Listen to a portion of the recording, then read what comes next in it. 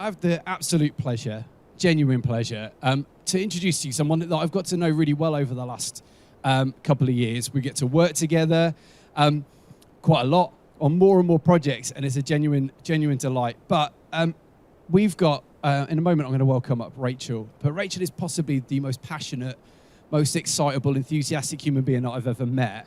And also has the amazing ability of making me seem quiet in meetings, which is really nice. So I do enjoy our times together. But very genuinely, Rachel is amazing, and she holds many roles, and I tease her about this quite a lot. So she's the president of the Girls Brigade. She's like director of national work or partnerships, or depending which day of the week it is, with Youthscape. But she's also the youth innovation lead in our diocese for a church in Blackburn called St. Luke's. So, ladies and gents, please welcome Rachel Gardner. One second, let me just do all the techie stuff as well, because otherwise you can't hear Rachel. One, two, what? No, not working. There you go. One, two, there we go. There you go, we can hear you. We have That's power. quite scary, isn't it? All right, in classic conference style, I've got some questions for you. And you've given me a prelim, and I completely forgot them, and I didn't prep them. No, that's good. So go that's for good. it, Ben. I did tell you this the other day, but you were like in the car or something. So this is the thing. If you're going to tell someone you're going to ask them questions, tell them when they're not listening or when they're not ready. First one. Yes. And you can tell the difference between mine and Sarah's questions here. But if you could be a piece of fruit. Oh, yes. What would you be and why? I feel this exposes your ego right now. That's touched, isn't it? I just feel I would be like a kiwi. Because I just think it's that bit of fruit in the bowl that people are like, why is it there? What role does it play? But once you've had a kiwi, you want a kiwi in your bowl of fruit. So I kind of feel that's I've lost everyone already. You've gone, come back, please love me. Next question. Yes, let's move on, because we could, yeah. Anyway, kiwi fruit, I'll remember this. So Youthscape, for people that don't know about Youthscape is a national organisation, youth work organisation. They host the National Youth Ministry Weekend and are launching Satellites, which is a youth event this summer. They're amazing, and we could talk about them for days. But you're based at St. Luke's with Jason, your husband, your family. Some of the team are here as well with a team. What are you guys up to in Blackburn?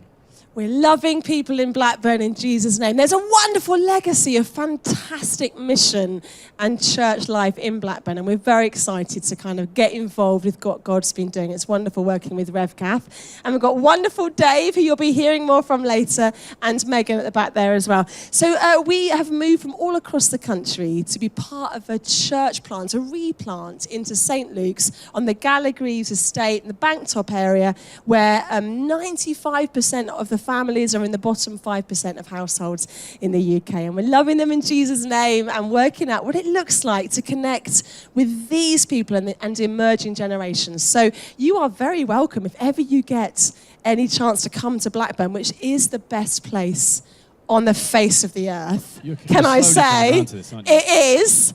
So come to Blackburn. We have amazing coffee. We have beautiful parks. We have the best people. And you're very welcome. At the moment, our offices are in the cathedral, which is such a treat and a treasure. So come and visit us. So St. Luke's Blackburn. We're innovating new stuff. So we're here for you as well, to hear your stories and what we can together learn and share across the diocese. That's really exciting for us. I hear you guys have single-handedly as a team boosted the sales of Exchange Coffee. Every coffee shop, yeah. We employ millennials. They're good for the economy. Well, these church plants, they don't have to drink coffee, don't they? It's amazing. So last one. This ties in, and then I'll let you get on. But what was your biggest fear when you were in primary school, when you were in year 6, facing that transition to high school? What was your biggest fear about making that leap, or what you might find there? I think it was. It probably became a few iconographic things, like I was really concerned about getting my head flushed down the toilet. And probably in my head I knew that wouldn't happen, but there were a few things that I thought, that will happen to me, or I'll tuck my skirt in the back of my knickers and walk down the corridor. Stuff like that. I was an incredibly socially awkward child and teenager. So I think I feared that I would do something that would mean that I was broken in school forever and no one ever talked to me. I think it was those sorts of things that looking back now, I think, actually as an adult, I still carry some of those. And I remember just one little story. I remember when I first became president of the Girls' Brigade, England and Wales, just England and Wales, I was asked to give certificates at an award evening for all these fabulous girls. And it was in a church that had an enormous stage and an enormous staircase up and down. And they had to come up the staircase, collect a certificate from me and go down. And I looked at their beautiful faces and thought, age 13, my fear would be that I would walk up those stairs and trip at the top and it would be so ruined. So when they introduced me to come onto the stage as the president, I deliberately tripped on the top step and fell completely on my face and then said, listen, if the president can do it and survive, the rest of us are fine. So I think probably we carry lots of those things, don't we, into our adulthood. I thought you were about to say you were wearing too high heels. I probably was. Yeah, I probably was. This is something you'll learn. Inappropriate footwear. Fab, can I pray for you and yes. then we'll crack on? Please. Father God, I thank you for Rachel. I thank you for Jason and the team at St. Luke's. I thank you for what you're doing through them. And thank you for just the lives that have been changed in Blackburn because of the work that you've called them to. God, as we come to hear from Rachel, I just pray that you would just give her the words to say to us, to encourage us and spur us on in this. And I pray, God, that you just be with her. The Holy Spirit, you would just be guiding her through this. In Jesus' name. Amen. Amen. Thank you, Ben. Thank you, Sarah. And hello, everyone on the live stream. It's really good to be with you. Can I just extend my own personal thank you and welcome as well. We've got David Pickens sat in the corner over there, representing our wonderful bishops who, in the 2 years that I've been in this diocese, I think it is probably one of the most extraordinary gifts that we have, such incredible senior leaders across the diocese who are so passionately behind children and youth ministry. So David, thank you so much for being here and representing the bishops and all that you do behind the scenes. It's also wonderful, Stephen Whitaker, who I like to refer to as the High Lord Sheriff of the diocese. Don't quite know what your role is, Stephen, but it's you manage quite a lot of stuff. And it was so wonderful on your Saturday that you are here. Absolutely fabulous, Andrew, as well. Yes. Yeah. And Andrew, it's wonderful to have you here. It's fantastic. So it's really great to have passionate senior leadership across the diocese who are fully behind us. And I hope that you feel that in your context, in your benefice, in your parish, that the full love and support of the diocese is fully behind you as you seek to do this, particularly coming out of a lockdown, particularly with the past 2 years that we've had, particularly when we know that many, many churches are struggling to raise up volunteers. I mean, out of interest, if you are here and you're not paid a penny for what you do, stick your hand up in terms of ministry. Yeah, that's interesting. Fantastic, thank you. And if you are paid a penny, you're welcome as well. And it's really wonderful having you. And it's Saturday, it's your day off. So well done, well done. So I think it's absolutely tremendous because actually what we're seeing across churches is that lots of churches are saying we've had 2 years where our dear loyal volunteers have said, I'm tired. And I don't think I can go back to being a volunteer in children and youth ministry anymore. So you are fantastic that you're being here. They are fantastic too for laying stuff down if they aren't able to pick it up. But we want to say a particular thank you to you for being here today, for investing in this, for seeking to be part of the wave, the movement of children and youth ministry across this diocese, the forerunners of what it's going to look like coming out of global pandemic. Can I also big up the men in the room as well? I think sometimes youth work type events attract more guys. I'm delighted the number of men in the room thinking about children's ministry. It's so crucial that our young people have wonderful role models, male and female. So it's brilliant. Why don't you, just to end the big mush loving, why don't you turn to the person next to you and say to them, if it wasn't for you, I'd be the best looking person in the room.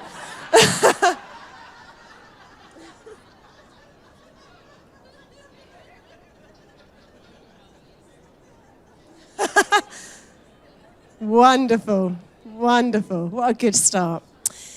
Really appreciated what Becky brought and the passion and the real vision. I mean, I'm someone that I've done toddler ministry, but it was brought with so much passion. I feel a real stirring in my heart around toddler ministry. And I guess in a way I'm going to probably do something similar around youth ministry. And the danger is that we can make it out as if just youth ministry is the most important thing.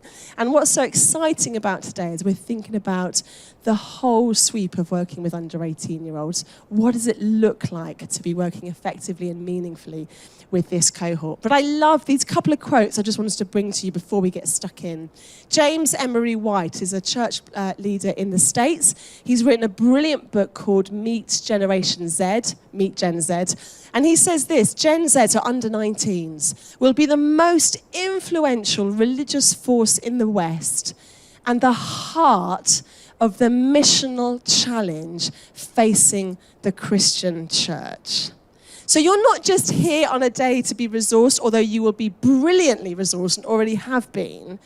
You're here actually because you are prepared as leaders to face the biggest missional challenge for the UK church, the global church.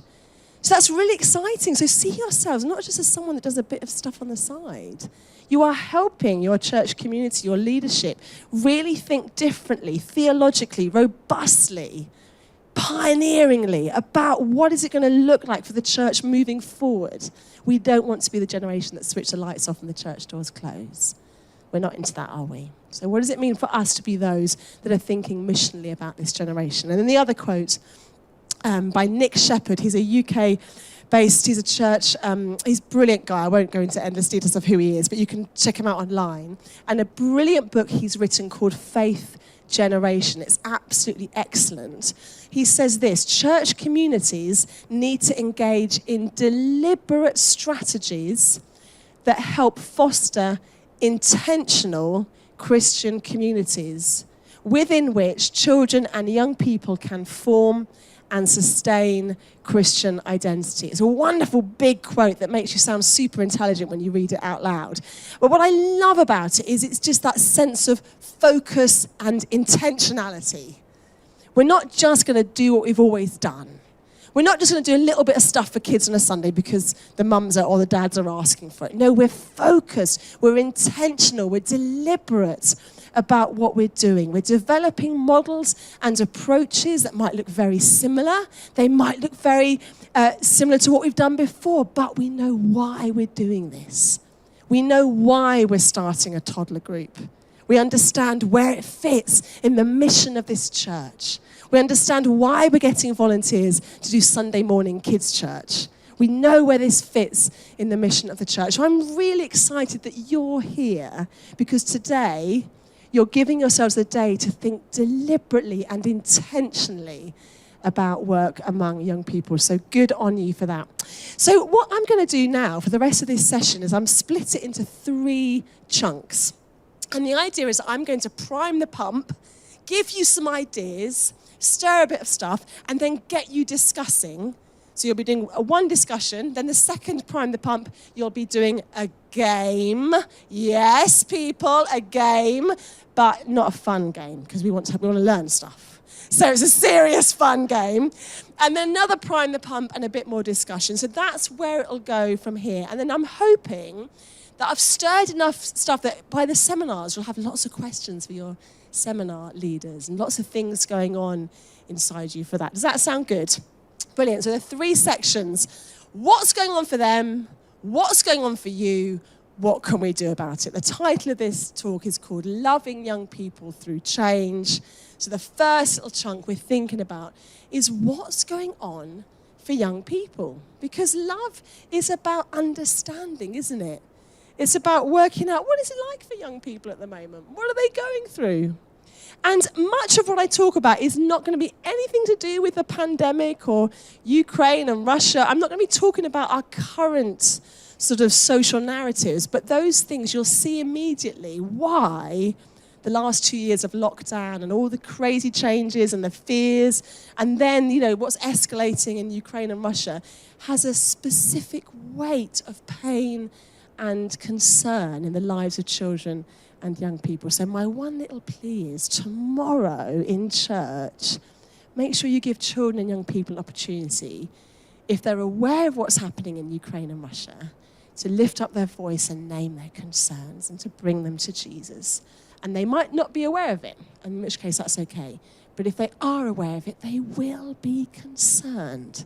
So give them a chance to voice those concerns. So what I thought I'd do is just do a little bit of pop psychology. Turn to the person next to you and say, ooh, pop psychology.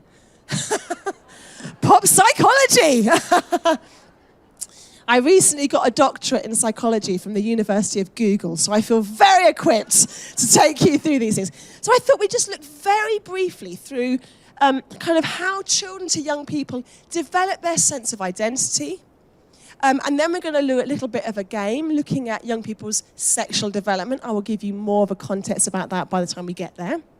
And then we're going to be sort of asking ourselves, so what does this mean in terms of our mission among young people? What opportunities does this give us? What do we need to be aware of? So Erik Erikson talks about how building the kind of emotional bricks in your identity, that sense as you grow through from babyhood to adulthood, that you have a growing sense of who you are and what you can bring to the world. That doesn't happen overnight. It doesn't happen on your 17th, your 18th birthday. Suddenly I know who I am. I know what I'm good at. I know what my purpose is. I know what I'm going to be doing. It doesn't happen overnight. God has made it that as we grow in a sense of who we are, our skills, our abilities, our purpose, what we can do, and what we're going to be doing. And if you imagine like a game of Jenga or sort of building bricks, psychologists talk about how at each developmental stage, from being a baby right the way through to older years, there are key psychological questions that need to be answered and will be answered, either positively or negatively. And what happens is, at any stage in our life, when we kind of hit a crisis, maybe internal pressures or external pressures, something happens, what tends to happen is the Jenga tower tends to fall back to the point where you felt most stable and secure. And what can often happen in church is that sometimes we can be working with adults and we think, I feel like I'm talking to a 13-year-old. Have you ever had that experience? Where someone's way of coping with something feels deeply fractured. Because actually for them, as they went through this sense of developing who they were, at the time when they could have been and should have been learning, I've got something to offer. I'm worth something. I have value and worth. Maybe they internalized, I don't know what I'm good at. Nobody affirms me. I have these huge questions about whether I'm liked and loved. And so we might have in front of us someone who has adult thinking around things, but when crisis hits, they maybe revert to the 14-year-old, me, worried about tucking my skirt in the back of my knickers. Oh my goodness, I'm about to stand in front of church and talk about this, and I feel like a 12-year-old. Do you ever have those moments? Yeah. So go gently. As I talk through this, let's go gently with this. Let's not psychoanalyze ourselves or each other. Let's know that God by his Spirit is with us, loving us, affirming us, knowing us, holding on to us. But this would be just really helpful thinking to drop into your mind as you think about work with children and young people. And it fits so nicely with what you were saying, Becky, about why work with toddlers is so important in terms of them growing, their wellness, their well-being. So very briefly then, I like to talk about not so much a tower, but a chair, the four legs of the chair, like the building blocks in childhood. And then the seat of the chair is adolescence, and the back of the chair is adulthood. So these are the four questions that are kind of happening for young people. Babyhood. Babies are asking with their behavior, can I trust? Is the world essentially a place where there is good people who can look after me and care for me? Or is the world profoundly unpredictable? So children who are born into situations where the parenting is consistently unpredictable because of drug and alcohol abuse or all kinds of situations, those babies internalize, actually when I cry, I don't know if I will be cared for and nurtured. And babies are learning either to trust or to mistrust. Success or failure at this age will either lead to the development of hope or the fostering of fear. This is why I think nuclear families was never God's intention. It takes a village to raise a child. It takes a whole church to raise children. So then 18 months to 3 years old, psychologists talk about autonomy versus shame or doubt. So think about 18 months to 3 years old. What are they like? Running around everywhere. My son grabbing a pen, drawing on every wall. Just kind of life is lived very sensually, touching this, grabbing that, smelling this. No sense of the past or the future. And children are internalizing a sense of, I can do stuff, or somehow I doubt that I can, because when I do something, everything seems to break down. Why are you doing that? You're messing with my life. You're ruining my life. That sense of them simply trying and exploring the world is not appreciated, not affirmed. Children should be silent in church. Please ask your 3-year-old to sit down and be quiet during the sermon. It's going against their developmental stage, which doesn't mean we can't help children to be quiet and reflective. Of course we can. But so often what we tend to do in terms of behavior in church works against their God-given developmental stage. So success or failure at this stage will either lead to the beginnings of confidence, I can do things, I can explore my world, or a sense of doubt in their own abilities. Then 3 to 5-year-olds, can I get things going, is the question that they are asking with their behavior. And children in this age group are either developing a sense of initiative through developing their social skills. So 3 to 5s are being socialized by their peers. They're learning what happens if they take a toy from their friend in year 1 at school or in reception class at school. They're learning what behaviors are acceptable and what behaviors aren't. So they will either learn about their initiative through exploring their social skills, or they'll feel insecure in their abilities to lead proactively in their own lives and to make decisions. Lots of great work with children in this age is, are you going to do that or that? Are you going to choose to wear that or that? Is helping them make small, important decisions. And then ages 5 to 12, where lots of our children's ministry happens in this category, which is why I love being president of the Girls' Brigade, because the Girls' Brigade and often uniformed youth organisations are particularly brilliant with pre-puberty children, with this pre-adolescent age, 5 to 12s. And children in this, it's a large age group, but they're learning either industry, like I can do stuff. I know what I'm good at. I can do a cartwheel. I'm great at doing a cartwheel. I can bake. I can kick a football around. I can problem solve. I can do Sudoku. I can work out that word thing, getting the word right. They're either learning industry or they're learning inferiority. I'm not as good as other people. And I think as well, some of the best work with children aged 9, 10 is often single gender work. The girls together, the boys together. And they're learning, when I look at other boys, am I a boy like they're a boy? Is it okay to be a boy like I want to be a boy? And it's really important pre-teenage years that churches are busting the negative stereotypes that say to boys, you've got to be hyper male, you've got to be aggressive, you've got to be strong and assertive. And girls, you've got to be compliant, and you've got to kind of not be so bossy, and actually you need to be a bit quieter and smell nicer. We expect the boys not to smell nice, but girls, you need to smell nice. No, we want the girls to know they can be like Esther, they can be like Deborah, they can be like Rahab. Boys can be like Jonathan. We want to say to young people, you do you. I think that's really important. I want to help you be more who you are, not that you have to fit some very narrow cultural stereotypes around being a boy and being a girl. And so in this age category, they are learning. They'll either develop a sense of pride in their accomplishments, what they have to offer, particularly if these are validated by others. I saw you do that, that was great. Or they experience themselves as inferior. They'll never be good enough. And they internalize that sense that they won't ever reach their potential. And this is all happening on a deeply subconscious level. It's not happening consciously, it's deeply subconscious. And then the last group, which is why I love being a youth worker. 12s to 18s. Oh, I love them. When they get to, I'm like, is your kid about to be a teenager? Yes, this is so brilliant. I love teenagers. I can't wait for my daughter. I keep saying to her, come on, Daisy, what are you planning for me as a teenager? Come on, give me your best shot. I want 3 tattoos. I want some crazy hair. Like, come on, Daisy. And she'll probably be profoundly not like that because she'll be rebelling against what I think.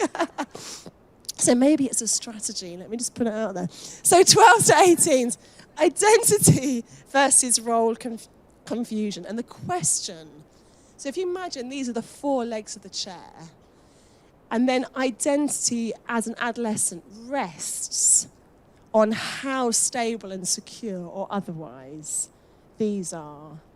And young people, every young person, whether they're in Somalia, Ukraine, Burnley, Blackburn, whatever family they come from, whatever else is going on, they have to answer the question, who am I? They have to explore, what is my sense of who am I? What is it about me that might shift like the weather? Come and go, my love for this, my preference for that, my interest in this. And what is going to be the unchanging stuff about who I am that is good, that is a benefit to society, a benefit that people love and know about me? And they have to answer those questions. And psychologists say that success or failure at this stage will either lead ultimately to a secure sense of self and self-appreciation as this young person enters adulthood, or rebellion. And they use that word not, I don't mean as a kind of a, you're being naughty, just the rebellion, the fighting against, the rebellion in developing a negative identity and feelings of unhappiness. Because if you hit these years not sure if you can really trust people in your life. So we say, well, you just say to young people, this is who you are. You can trust me. I know who you are. But what if you don't have a strong sense that you can trust people? And what if you've internalized a deep sense of shame and doubt about who you are and what you can do? And what about if you feel like, I've got this inferiority, I'll never be quite good enough. And then you have to ask, who am I? How do you do that? Well, the problem is, and I'll stop in a minute because I could speak on this topic for ages. On social media, young people are told, well, you just work that out yourself. You just work that out, and then you fight back at the haters that don't want you to be that. It's such a lonely, barren, horrible worldview for young people because the way we work out who we are is in community. It's a 13-year-old sat next to a 94-year-old.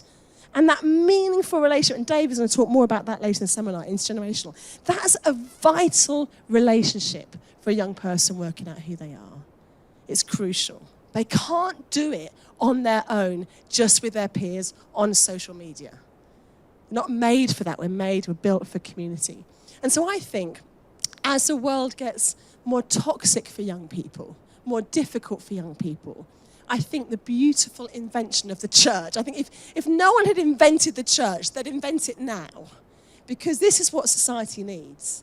It needs spaces where people who have no blood tied to each other, who don't share the same political leanings, who love different kinds of food, different kinds of music, don't even live in the same street, say, we are family. And we love each other. And even though church is tough, we will keep loving each other. And we will hold our tensions and our differences in love. And we will be there for each other. And we're going to be across ethnicities and across ages and across abilities. You'd invent that, wouldn't you? For the sake of the well-being of teenagers today who don't have that anywhere else. You'd invent the church. So this is why I'm passionate that we as church not only get involved in this, but see that we are very well equipped. We've got the structures in place. We just need to get the confidence and get on with it sometimes, don't we? So, brilliant. We're now going to play, oh yes, let me just read you through this and then we're going to play a game. So the Barna Group, if you're someone that loves research, my organisation, Youthscape, we have a research department and we regularly release research on our website that you can look about all sorts of topics, how young people feel about climate crisis, about reading the Bible, all sorts of things. But Barna are the big dogs. They are based in the States. They are a huge Christian research organization. And in 2019, they talked about this, who am I? Young people's deeper longings. They summed it up like this. The young people are searching for identity. Who am I really? They're fighting constant anxiety. How should I live in today's world? They're experiencing profound loneliness. Am I loved? They're harnessing ambition. What's my purpose? What am I going to do? And feeling entitled. What matters beyond me? They're growing up in a world that says, it's most important how you're doing. And it's forgotten to say to young people, it's as you also reach out to others and give to others that you grow in that sense of self-worth too. So really powerful stuff. So I'm going to ask you to do a little bit of a game just to wrap this section. Now, I just wanted to kind of give you some context for this, because how often would you go to a children's ministry conference and be asked to do an activity with the words like genitals on a piece of paper? I mean, it's probably not very often, shall we face this? But the reason I'm asking you to do this game is that so often when we think about children's development to adulthood, one of the things a church can really struggle with is puberty. Actually, young people's development, their interest in relationships, their kind of exploration of being a sexual being. God created us as social beings and sexual beings. So I want you to feel safe doing this activity. You don't have to read any of these words out loud. What I'm asking you to do is to take the different age groups. There's probably most tables have two packets because I made them too small. So I'm guessing divide in half. And put the age categories down and then match what you think probably is happening in terms of their sexual development. Some of the words you'll be like, oh, I wouldn't normally think about that word. That's okay, just clock it and talk to me afterwards or someone else afterwards. But the purpose of the game is not to win a prize. It's just to think, actually, as children are moving from babyhood right the way to adulthood, that God-given process called sexual maturation, puberty, that often the church panics about, but God is all over. The Holy Spirit has watched over billions of puberty developments and is not afraid. Have a little go at this game and just have a little chat. What is this kind of opening you up to in terms of how we as church love children and young people through all these changes they go through? So have a little bit of fun with that. I'm going to give you 5 minutes to do that.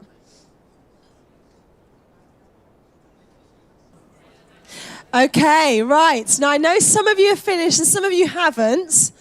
I will just quickly read through the answers so you can check how you've done. So under 4s, exploring and touching genitals in public and private, rubbing genitals, showing genitals to others. Yep. Did you guys get that one? Yep. Preschoolers, this is purposely touching genitals, occasionally in the presence of others, mimicking dating behavior, family role play. Yep. Brilliant. Then we had primary, age 6 to 9. Playing games with others their own age that involve sexual behavior or family role play. Sorry, I muddled that one around. Attempting to see other people naked and undressing, looking at pictures of naked or partially naked people. Brilliant. Early adolescence, 9 to 13s. Physical changes can create body image issues. Yeah, did you guys get that one right? Mid-adolescence, age 14 to 17. Increased interest in being seen as physically and sexually attractive. Their emerging sex drive can feel overwhelming. And then the late adolescence, greater acceptance of physical self and improved body image, romantic, intimate relationships, highly important. Hands up if you got all of those in the right order. Wow. How puberty-proof are you? You're amazing. Wonderful, wonderful. Thank you. And apologies to our friends from Burnley at the front who didn't have a pack and had to go elsewhere. Thank you so much for moving around. You're very, very gracious. Thank you. Thank you, Kat. Wonderful. Wonderful. And again, the purpose of this is just to get us thinking. Again, just stirring up that thinking. What is going on for children and young people? And how can we as church not simply be safe? That's important. Safeguarding is a gospel issue. Yeah? It's a gospel issue to make sure we have good safeguarding processes in place. So we don't do it because it's what we have to do by law. We do, but we do it as a delight because we want to keep everybody safe, because that's a gospel imperative. But also we want to see these children and young people thrive in their identities, thrive in who they are, and to be churches that aren't afraid to have difficult conversations. So you can now leave that activity where it is. We're going to draw a line under that activity. We're not going to talk about these topics anymore. But it's really helpful to do it. And thank you so much for each table for engaging with it with such maturity and fun as well, because it's good to talk about these things. So, second section is, this will find my clicker. What's going on for you? What's going on for you? And we think about loving children and young people through all the changes they face. What's going on for you? Well, here's a little chart, and I appreciate there's some people in the room currently on Launchpad who are having me repeating at them some stuff, so apologies to you.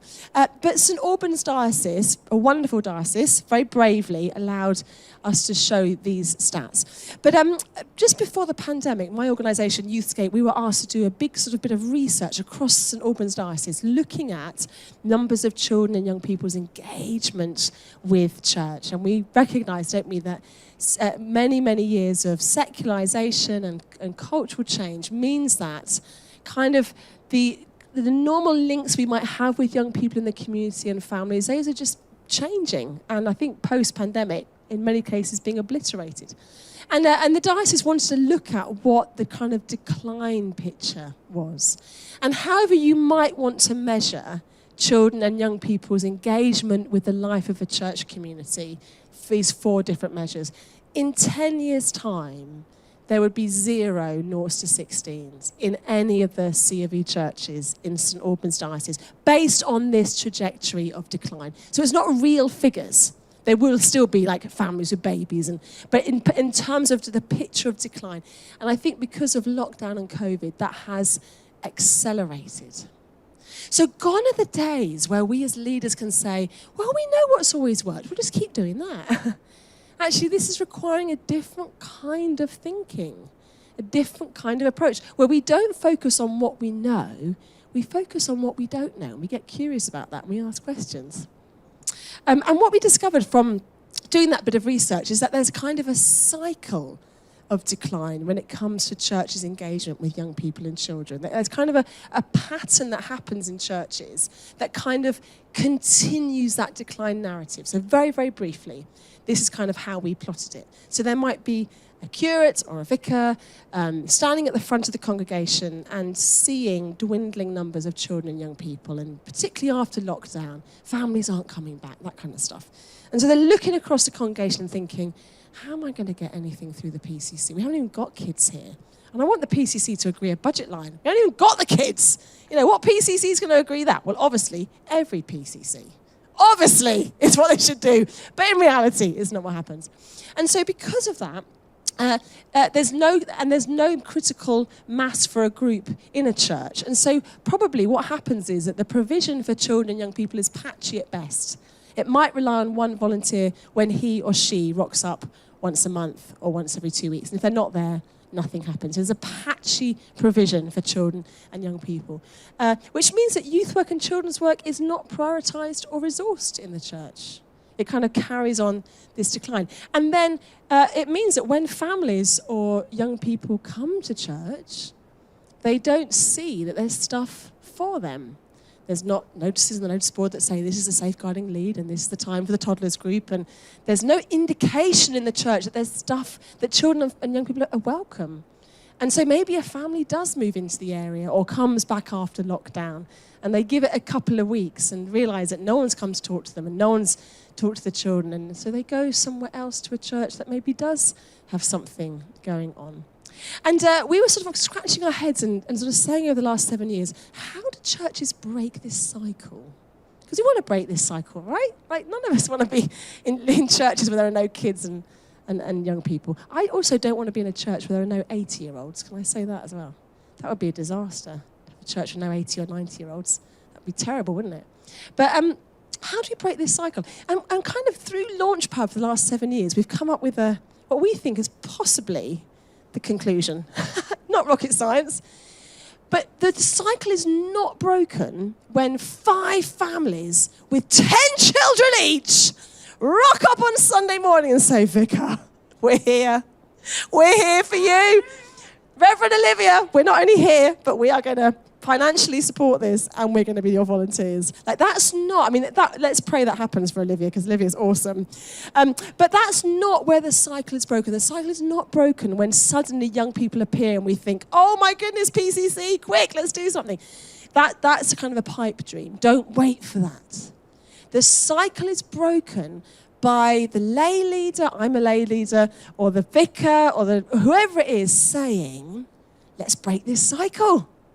Let's be a church that puts young people and children on the mission action plan. And let's prove it by having a budget line. And let's have our safeguarding leads. And let's make sure our refreshments after the service include the sorts of things that children and young people might like hot chocolate, like innocent smoothies, I don't know. And that's where it's broken. So way before the families and the young people are there, the church is saying, we're going to do something about this. Now, I'm guessing that all of us are here because we have children and young people in our churches, so possibly doesn't relate to us. Except I think we can still fall into this cycle of decline. And sometimes, and I'm going to be very careful what I say, sometimes it can be more challenging to initiate change when there's a handful of children than when there's none. When there are no families and children, saying there are no families and children in this church is a fact, and the church has to do something about it. When you have a few, it can be harder for the rest of the congregation to see how seriously difficult and challenging this is. It's true, isn't it? It can be more difficult. So it's really important that actually we get our heads around these. Like, what does a cycle of decline, if there is one in your congregation, what do you think it is? What does it look like, and where can that be broken? And what I'm so excited about, and why the bishops are like loving the fact you're all here, is you guys are the ones that are breaking that cycle of decline. So if you are a church leader in the room, thank you. Thank you for not just sending others. Thank you for being here, if you're a vicar, and being a leader that breaks a cycle. So I was going to ask you to discuss this, but I talk too much and we haven't got time. So could you please write this down, and maybe in the next month, take your vicar out for coffee. We're going to have a discussion, vicar. I'm married to a vicar. I know vicars actually really like it when people ring them up in the parish and say, actually, I'm really passionate about this. See the vicar as the hero. They are. Vicars are heroes. So what's working when it comes to children and youth ministry in our church setting? What's working for us? Have a discussion with your volunteers. Have a discussion with whoever it is that you're here with today. Book a time in the next month. Go to Nando's or wherever you want to go. Blackburn has some great places. Come to Blackburn. And then what's not working and why? That's a brave question. Please ask it. Please ask that question. What's not working and why? Dave and I and Reverend Kath, we're part of this sort of pioneering sort of church plant thing in Blackburn. And lots of things are not working and we have to talk about it. So we don't ask what's not working because we think everything's terrible. No, when things are going well, we need to ask what's not working. It's a really good question. So can you commit to that? Yes, brilliant. Well done. That's your homework. So the last section then. So what can we do? What can we do to help love young people and children through transition and change? And I love this diagram. I have no idea where initially it's come from. I can't locate where I nabbed it from somewhere on the internet. But I love these 4 ideas in terms of whether we're engaging with families and toddlers and with dads, lots of single dads struggling to engage with toddler stuff because often it's all the mums that are there. So think about the dads. Think about the dads. Think about the teenage parents that find toddler groups really tough. So whether it's toddlers or whether it's with children or with teenagers, I love this. Think about how we're helping these children and young people choose to explore faith in Jesus. It's not just done to them. Think about challenge. How can we help challenge them to help them to grow? What could they be involved with? And Dave's going to be unpacking a lot more of this. I thought I understood intergenerational ministry until Dave joined the team at SLB. So if the word intergenerational, you're like, oh yeah, I know what that is. Think again and come to the seminar, because it is absolutely brilliant how Dave thinks about this stuff. He's been carrying this for so many years and has worked with Messy Church and others and has developed some incredible thinking around this. So challenge. How do we help young people try on faith, give things a go? Encounter, deep encounter with the Spirit. My son is 4 years old.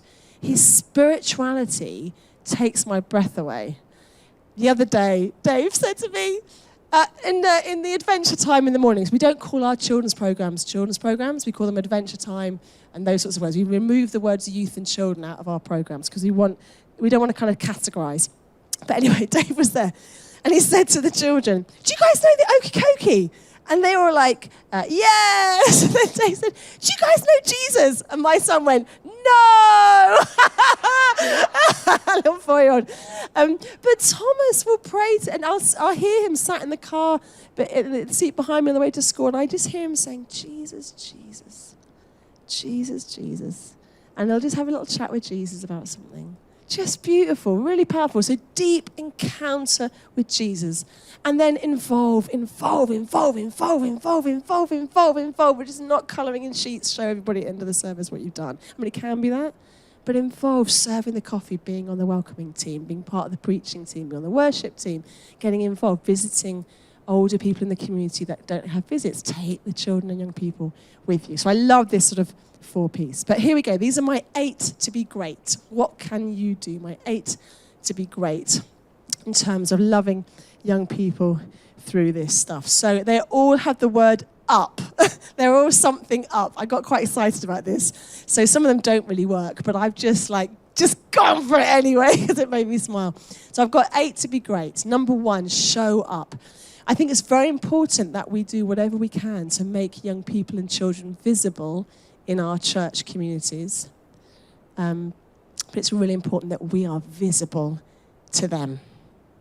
And we are visible, we show up in their lives. And we do that by asking them questions and by being a church that's concerned about them and knows about what's happening when SATs are happening and when the things are happening in schools and what's going on. We show up in their lives. And one of the things that we do at St. Luke's is we have a coffee break partway through. We do coffee at the beginning, but we have a break in the middle because that we've noticed that's the most amazing time for all the ages to show up for each other.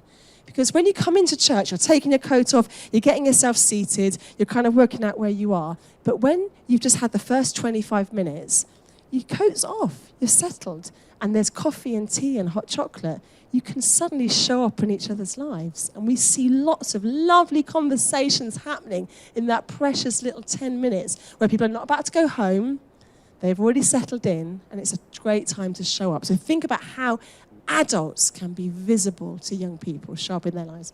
Number 2, big up. Big up children and young people. So whatever it is that you're doing, whatever you might be getting started or whatever you're doing, make a big noise about it. Let people know about it. Does your church send out weekly emails to everybody on your mailing list? Put photos in there. Do the safeguarding, right? But put photos in there of what you're doing. Big up the stuff you're doing with children, young people, and families. Tell good stories. Share the vision. If you are someone who is a carrier of the vision in your church, whenever you open stuff, share the vision for children and young people in the ministry. So big up what you're doing.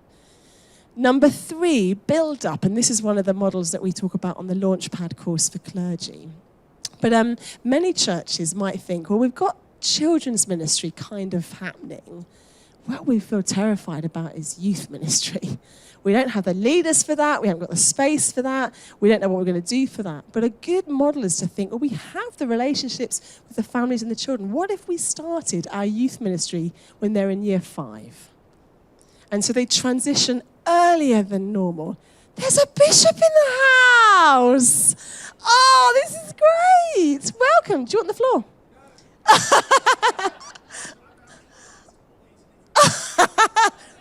Get it in writing. Tweet that. Oh, it's wonderful to have you. Thank you. Thank you, Bishop Philip.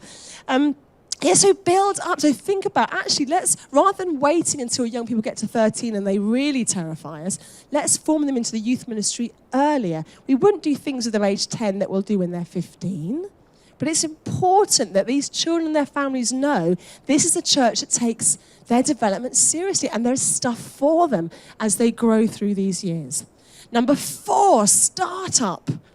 I think, I know that I'm an absolute raging activist, extrovert, and I love new things, but there's something really exciting about starting something new. It gets the whole church excited. And it doesn't have to be all singing and all dancing. It could be that this little year 5 group that you're going to start, they meet in a different room on a Sunday. Yeah, somebody took a deep intake of breath. This is revolutionary. And instead of biscuits, they have ring donuts, and maybe they get hoodies, and that you do it differently, and you talk about it, and you start something new, because actually starting something new has more impetus to grow. So think about, as you're emerging out of lockdown, don't just think, what can we restart? What was happening before? Think in terms of, actually, we've had 2 years of things being different. Let's start stuff. Don't use the restart language. That's bleh. Use the start language. And it can look the same, but it's different. Number 5, skill up. Skill up your leaders. Look for resources, training. Take them seriously as volunteers. Skill them up. Ask them what they need. See them as significant leaders within your church community. Pray for them. Ask them, what kind of training would you like this term? What kind of training would you like next term? I'm going through these very, very quickly. Number 6, mix it up. Are you ready for some controversy? Did you know you're not the only church in your area? Wouldn't it be incredible if this room of leaders said, we are absolutely dedicated to what God is doing where he has called us in this church, this parish, but we're part of the kingdom of God. And there might be other churches in this village or town that might have what we don't have, and we can do some stuff together. And there's lots of things around unity that can feel challenging. There are lots of conversations around church unity that have to operate at a senior vicar level or a church leader level. But there are many things that we can do that don't need to operate at that level. That can be, we're going to put on a kind of a Bible course together for young people. We're going to do a residential together with these different groups. We're going to run Youth Alpha together, or whatever it might be. Mix it up. Mix it up. Also mix up the ages. Not all children and youth ministry looks like a bunch of 4 or 5-year-olds sat on the carpet with one leader. It could look very different.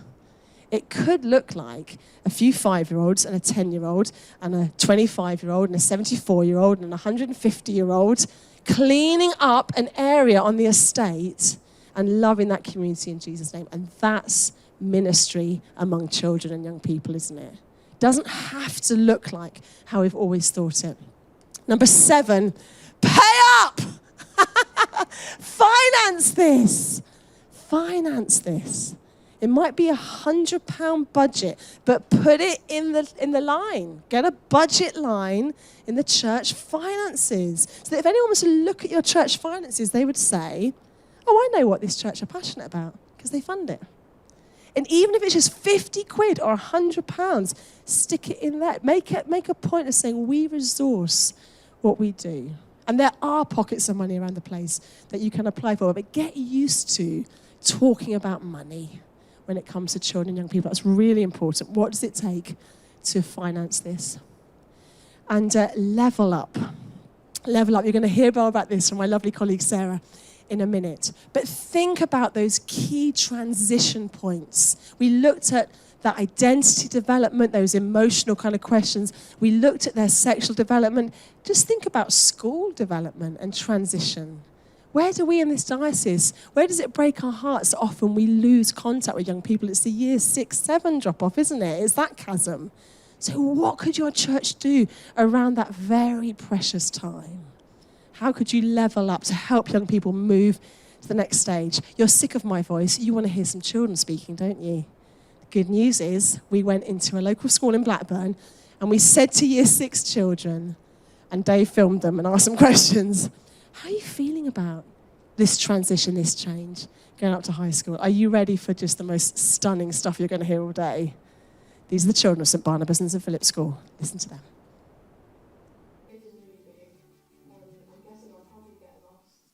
Wow. I mean, don't you want to be chatting with those children and young people? I mean, imagine what your church could do for your primary school, knowing that's the questions of the year 6s. And imagine standing in front of them and saying, do you know what? I'm sometimes in your high school doing assemblies and times of worship, and like, you can come and hang out. I'm there. It's okay. I'm already there. And what's more, God is with you. He's with you in this. Like suddenly, when we personalize, there's so many tears in the room. Oh my goodness. Have you got kids in year 6? Moving to high school? Yes, I'm with you, sister. But suddenly when we realize the developmental stuff, the questions they're asking, the world they're growing up in, isn't the church a beautiful gift to the children in Blackburn and Burnley, Bolton and Preston and wherever it is that God's placed you. So guys, I'm going to shut up now. And people that really know what they're talking about are going to come and talk to you. But thank you so much for your time this morning. And the 2 bits of homework are chat about what's working, what's not working. And think about those 8 to be great. What could be 2 or 3 things that you implement in your church structure?